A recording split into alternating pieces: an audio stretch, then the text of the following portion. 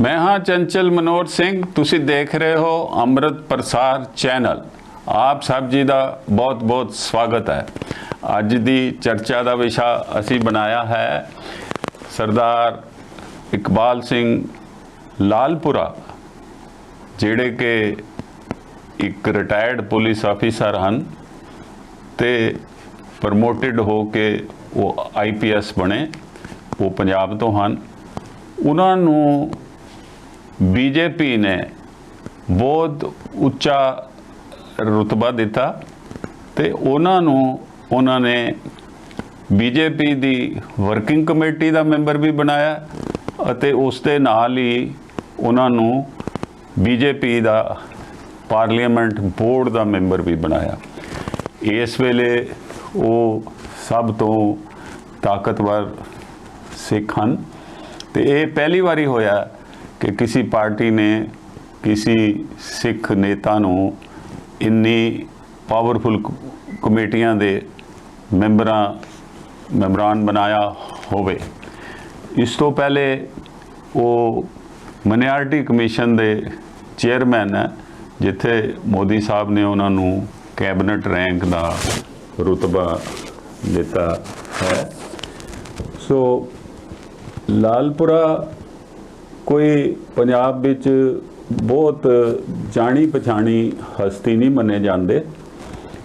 वो ASI तो promote हो के DIG तक चले गए अते वो सब तो पहले बाल सिंह लालपुरा उस टाइम लाइमलाइट विच आए जदों इन्हां नूं उस कमेटी का मैंबर बनाया गया जिहड़ी कमेटी संत जरनैल सिंह भिंडरांवाले नूं अरैसट करन गई, क्योंकि संत जरनैल सिंह भिंडरांवाले का नाम लाला जगत नारायण जी, जो कि हिंद समाचार ग्रुप के चेयरमैन सन, उन्हां दे कतल केस विच सामने आया।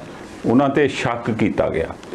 संत जरनैल सिंह भिंडरां वालियां ने यह शर्त रखी कि मैनू अरैसट करन आण वो 5 सिख आण जिहड़े अमृतधारी होण।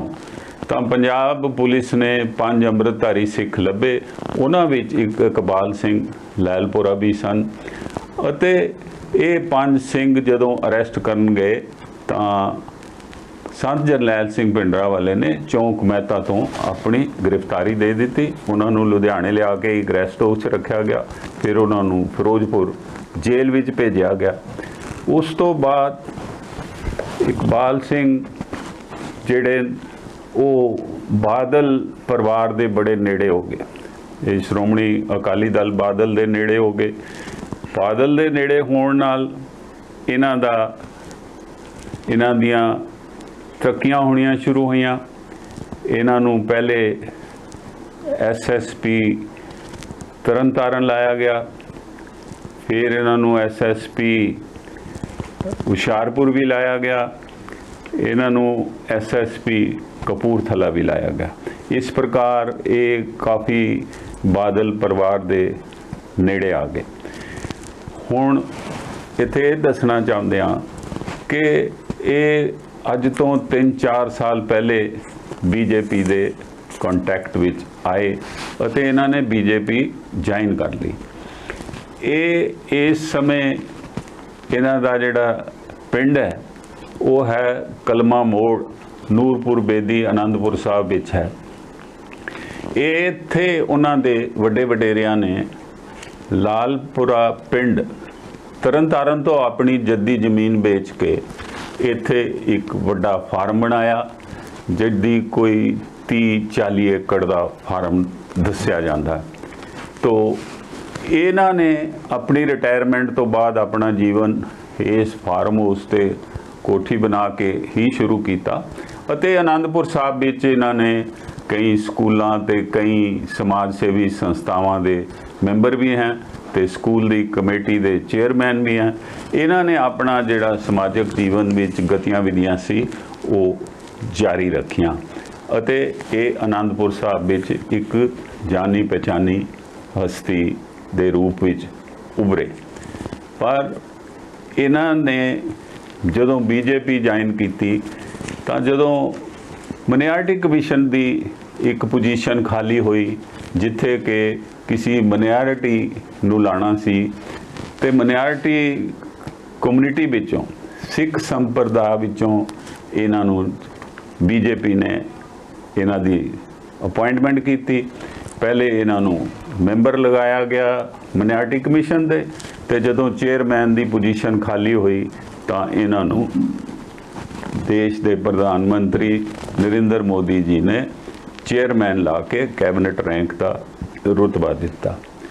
ਇਸ ਤੋਂ ਇਲਾਵਾ ਇਹਨਾਂ ਦੀਆਂ ਹੋਰ ਕੋਈ ਬਹੁਤੀਆਂ ਕੁਆਲੀਫਿਕੇਸ਼ਨ ਨਹੀਂ ਹੈਗੀਆਂ, ਇਹਨਾਂ ਦਾ ਕੋਈ ਪੋਲੀਟੀਕਲ ਕੈਰੀਅਰ ਨਹੀਂ ਹੈਗਾ ਅਤੇ ਪੋਲੀਟੀਕਲੀ ਕੋਈ ਬਹੁਤੇ ਐਕਟਿਵ ਤੇ ਪ੍ਰਭਾਵਸ਼ਾਲੀ ਸਿੱਖ ਲੀਡਰ ਵੀ ਨਹੀਂ ਹੈਗੇ ਤੇ ਬੀਜੇਪੀ 'ਚ ਵੀ ਇਹ ਕੋਈ ਬਹੁਤ ਪ੍ਰਭਾਵਸ਼ਾਲੀ ਲੀਡਰ ਨਹੀਂ ਹਨ।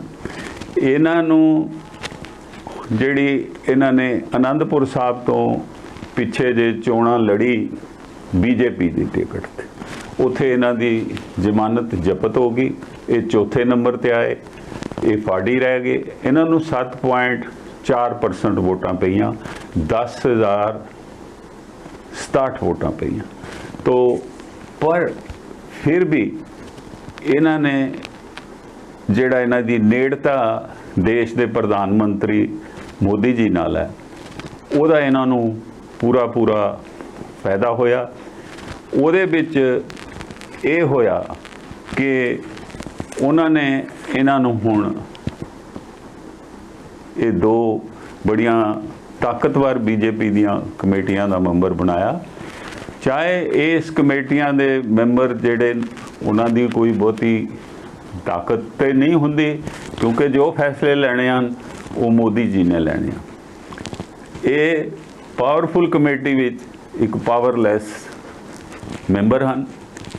ਪਰ ਜਦੋਂ ਪੰਜਾਬ ਦੀਆਂ ਨੋਮੀਨੇਸ਼ਨ ਦਾ ਫੈਸਲਾ ਹੋਊਗਾ ਪਾਰਲੀਮੈਂਟ ਦਾ 2024 'ਚ, ਉਹਦੇ ਵਿੱਚ ਇਹਨਾਂ ਦੀ ਸਲਾਹ ਜਿਹੜੀ ਹੋਏਗੀ, ਬੀਜੇਪੀ ਜੇਕਰ ਆਪਣੇ ਵਜੂਦ ਤੇ ਚੋਣਾਂ ਲੜੇਗੀ ਤਾਂ ਇਹਨਾਂ ਦੀ ਸਲਾਹ ਜਿਹੜੀ ਹੈ ਉਹ ਬਹੁਤ ਮੈਟਰ ਕਰੇਗੀ ਅਤੇ ਹੁਣ ਦੇ ਰੁਤਬੇ ਤੋਂ ਬਾਅਦ ਇਹ ਪੰਜਾਬ ਵਿੱਚ ਐਕਟਿਵ ਵੀ ਹੋਣਗੇ ਤਾਂ ਜੋ ਪੰਜਾਬ ਦੇ ਸਿੱਖਾਂ ਵਿੱਚ ਤੇ ਬੀਜੇਪੀ ਦੇ ਲੀਡਰਾਂ ਵਿੱਚ ਇਹ ਆਪਣਾ ਕੁਝ ਅਸਤਿਤਵ ਵਿਸਤਾਰ ਕਰ ਸਕਣ। ਇਹਨਾਂ ਦਾ ਪਰਿਵਾਰਕ ਸਾਂਝ ਜਿਹੜੀ ਹੈ ਉਹ ਸੁਖਬੀਰ ਬਾਦਲ ਪ੍ਰੈਜ਼ੀਡੈਂਟ ਸ਼੍ਰੋਮਣੀ ਅਕਾਲੀ ਦਲ ਬਾਦਲ ਨਾਲ ਬਹੁਤ ਨਜ਼ਦੀਕੀ ਹੈ। ਉਸ ਦਾ ਕਾਰਨ ਇਹ ਹੈ ਕਿ ਇਹਨਾਂ ਦੇ ਬੇਟੇ ਅਜੇ ਵੀਰ ਸਿੰਘ ਲਾਲਪੁਰਾ ਦਾ ਸੁਖਬੀਰ ਨਾਲ ਬਿਜ਼ਨਸ ਦੀ ਸਾਂਝ ਹੈ।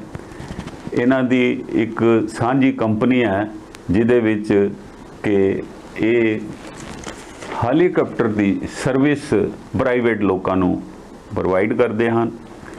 ਤਾਂ ਉਸ ਕਰਕੇ ਇਹਨਾਂ ਦੀ ਬਹੁਤ ਜ਼ਿਆਦਾ ਨੇੜਤਾ। ਪਰ ਇਹਨਾਂ ਦੇ ਬੇਟੇ ਕੋਈ ਸ਼੍ਰੋਮਣੀ ਅਕਾਲੀ ਦਲ ਜਾਂ ਅਕਾਲੀ ਦਲ ਦੀ ਸਿਆਸਤ ਵਿੱਚ ਐਕਟਿਵ ਨਹੀਂ, ਕੋਈ ਬਹੁਤਾ ਹਿੱਸਾ ਨਹੀਂ ਲੈਂਦੇ। ਉਹਨਾਂ ਕੋਲ ਕੋਈ ਰੁਤਬਾ, ਕੋਈ ਆਫਿਸ, ਕਿਸੇ ਕਿਸਮ ਦੀ ਉਹਨਾਂ ਦੀ ਉਸ ਵਿੱਚ ਕੋਈ ਦਿਲਚਸਪੀ ਨਹੀਂ।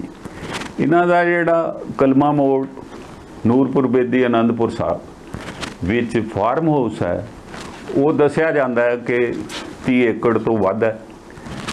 ਇਹਨਾਂ ਦਾ ਜੱਦੀ ਜ਼ਮੀਨ ਵੇਚ ਕੇ ਖਰੀਦਿਆ ਹੋਇਆ ਹੈ। ਇੱਥੇ ਇਹਨਾਂ ਨੇ ਜਿਹੜੀ ਆਪਣੀ ਫਾਰਮ ਹਾਊਸ ਤੇ ਰਹਿਣ ਬਸੇਰਾ ਬਣਾਇਆ ਹੈ, ਇੱਕ ਆਲੀਸ਼ਾਨ ਕੋਠੀ ਬਣਾਈ ਹੈ, ਉਹਦੇ ਨਾਲ ਇਹਨਾਂ ਨੇ ਇੱਕ ਹੈਲੀਪੈਡ ਵੀ ਬਣਾਇਆ ਹੋਇਆ ਔਰ ਉਸ ਹੈਲੀਪੈਡ ਵਿੱਚ ਇੱਕ ਹੈਲੀਕਾਪਟਰ ਅੱਜ ਵੀ ਖੜਾ ਦੱਸਿਆ ਗਿਆ ਕਿਉਂਕਿ ਇਹਨਾਂ ਦਾ ਇਹ ਵਪਾਰ ਹੈ ਕਿ ਹੈਲੀਕਾਪਟਰ ਦੀ ਇਹ ਸਰਵਿਸ ਪ੍ਰੋਵਾਈਡ ਕਰਦੇ ਹਨ। ਇਹ ਇਹਨਾਂ ਦਾ ਦਫ਼ਤਰ ਦਿੱਲੀ 'ਚ ਹੈ ਪਰ ਇਹਨਾਂ ਦਾ ਜਿਹੜੀ ਹੈਲੀਕਾਪਟਰ ਹਨ ਉਹ ਇੱਥੇ ਇਹਨਾਂ ਦੇ ਫਾਰਮ ਹਾਊਸ ਤੇ ਖੜੇ ਰਹਿੰਦੇ ਹਨ। ਇਹਨਾਂ ਨੂੰ ਹੈਲੀਕਾਪਟਰ ਵਾਲਿਆ ਫਾਰਮ ਹਾਊਸ ਵੀ ਕਿਹਾ ਜਾਂਦਾ। ਤੋ ਹੁਣ ਦੇਖਣਾ ਇਹ ਹੈ ਕਿ ਇਹਨਾਂ ਨੂੰ ਇੱਕਦਮ ਇੰਨੇ ਉੱਚੇ ਰੁਤਬੇ ਵਿੱਚ ਲਿਆ ਕੇ ਕਮੇਟੀਆਂ ਤੇ ਇੰਪੋਰਟੈਂਟ ਤੇ ਨਾਮੀਨੇਟ ਕੀਤਾ ਹੈ।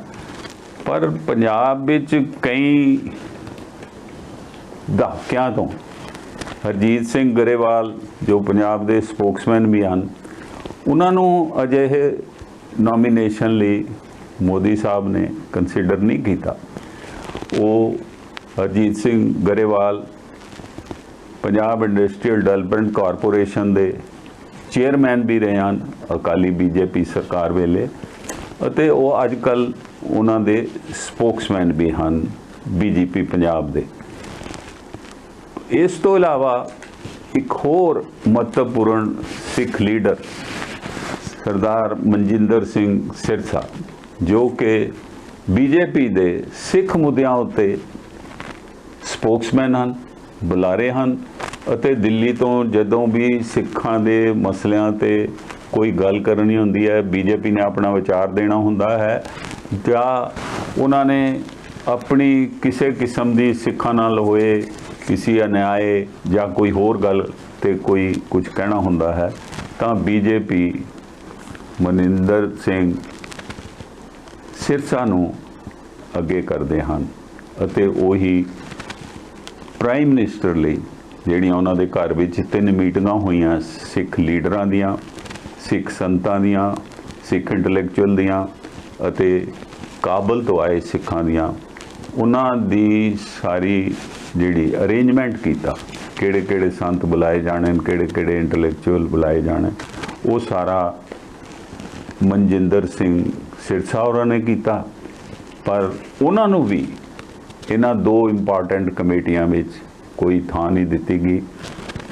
ਸੋ ਇਸ ਨਾਲ ਇਸ ਨੂੰ ਇਹ ਕਹਿ ਸਕਦੇ ਹਾਂ ਕਿ ਇਸ ਵੇਲੇ ਸਿੱਖਾਂ ਵਿੱਚ ਜੇ ਸਭ ਤੋਂ ਤਾਕਤਵਰ ਬੀਜੇਪੀ ਦੀ ਸਰਕਾਰ 'ਚ ਕੋਈ ਸਿੱਖ ਲੀਡਰ ਹੈ ਤਾਂ ਉਹ ਇਕਬਾਲ ਸਿੰਘ ਲਾਲਪੁਰਾ ਹੀ ਹੈ। ਅੱਜ ਦੀ ਬਹਿਸ ਚਰਚਾ ਇੱਥੇ ਖਤਮ ਕਰਦੇ ਹਾਂ। ਧੰਨਵਾਦ।